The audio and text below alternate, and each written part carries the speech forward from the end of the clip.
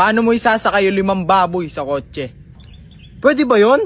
Oo, pwede. Sige, paano? Eh di 2 sa harap, 3 sa likod. Sige ito. Paano mo naman isasakay yung 5 kalabaw sa kotse? O di 2 sa harap, 3 sa likod. Mali! O sige, paano pala? E di ilabas mo muna yung baboy sa kotse, tapos pasok mo yung kalabaw, 2 sa harap, 3 sa likod. O sige, ito paano mo naman malalaman kung may 5 kalabaw sa loob ng hotel? Sa loob ng hotel? Oo, paano mo malalaman kung may 5 kalabaw dun? O sige, paano? Eh di pag nakapark yung sinakyan nilang kotse sa labas ng hotel,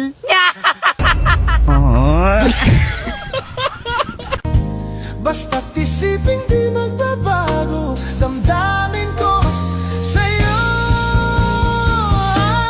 araw-gabi nasa isip ka napapanaginip ka kahit saan magpunta.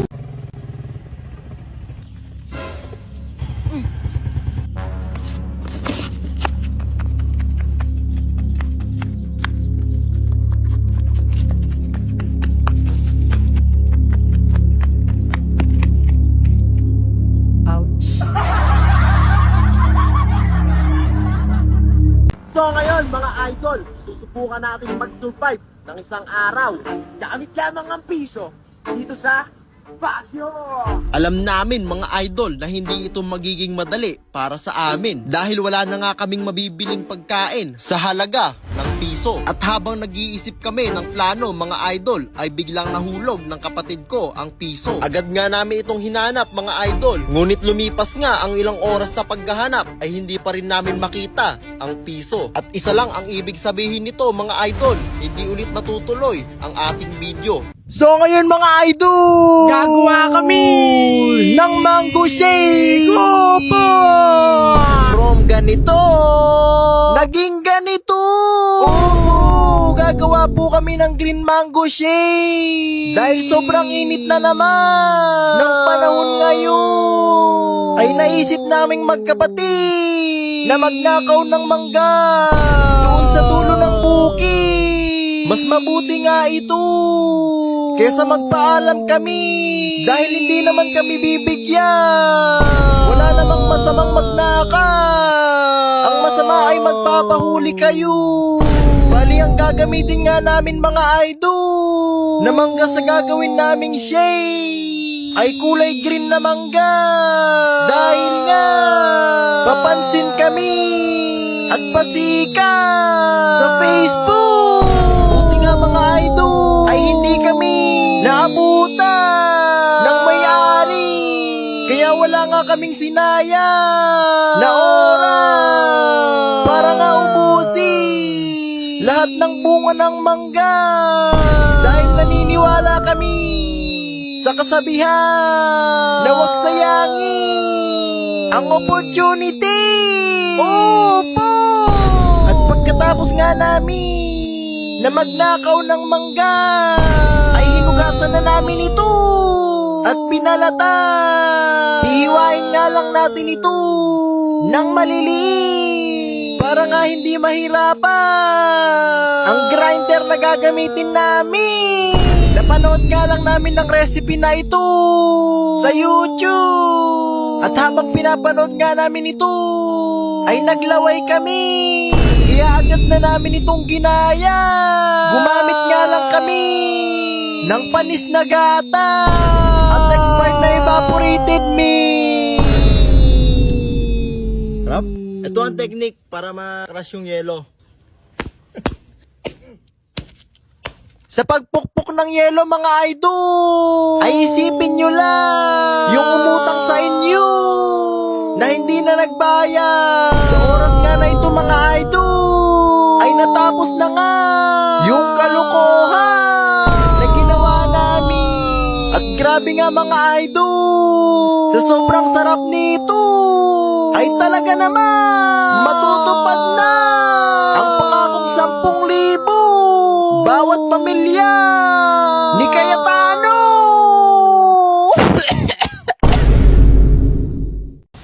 Tol, tol, Pag hinanap ako nung naniningil sa akin, sabihin mo patay na ako ah. Oo, sige. Ano po yun? Nandyan ba si Wehan? Ay, patay na po siya eh. Kailan siya namatay? Ay, sige lang po tanong ko lang. Wala! Kailan ka daw namatay?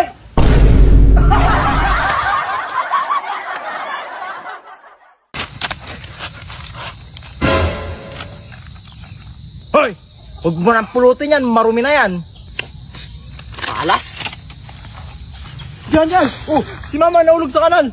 Hayaan mo na yun kuya, marumi na yun. Knock knock. Who's there? You. You who? Yuhuu! Ito bigyan mo ako ng 6 na prutas na nagtatapos sa letter L. 6 na prutas na nagtatapos sa letter L? Oo, tulad ng santol, tsaka kahel. Santol. Kael. O ano pa? Teka, mahirap yun ah. O ano, sirit na? O sige, sirit na. Eh di 5 santol, tsaka 1 kahel. Na! May jeep na umaandar. May sakay na 10 pasero. Teka ah.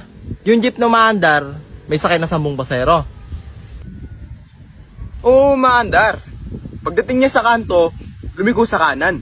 Bumaba yung 3 pasero. Bumaba yung 3 pasero.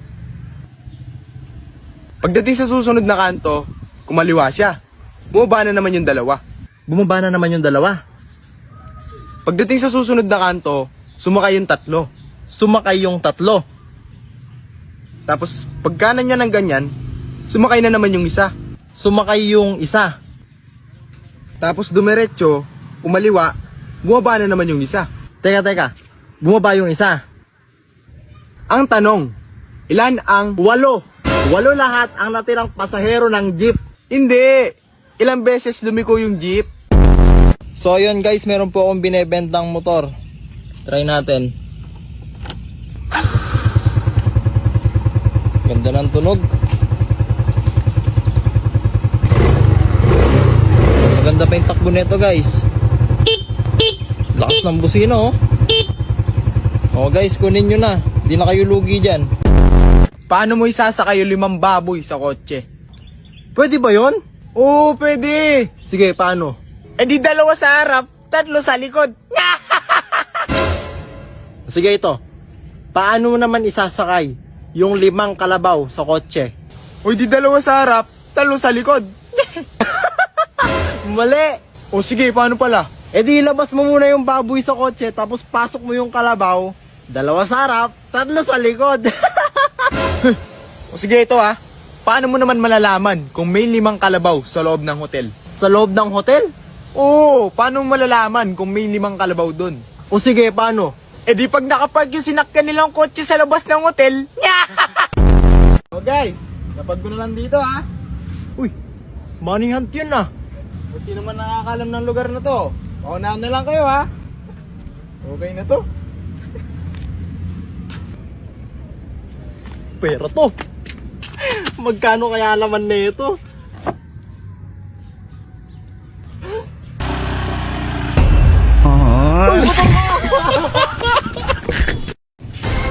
Hello. O, papunta na ako dyan. Kaya, Wait lang. paimbar niya. Nangingin pera dito, ang kulit eh. Uy, O sige, pera! 2,000! uy, sa akin yata yan eh. Ay!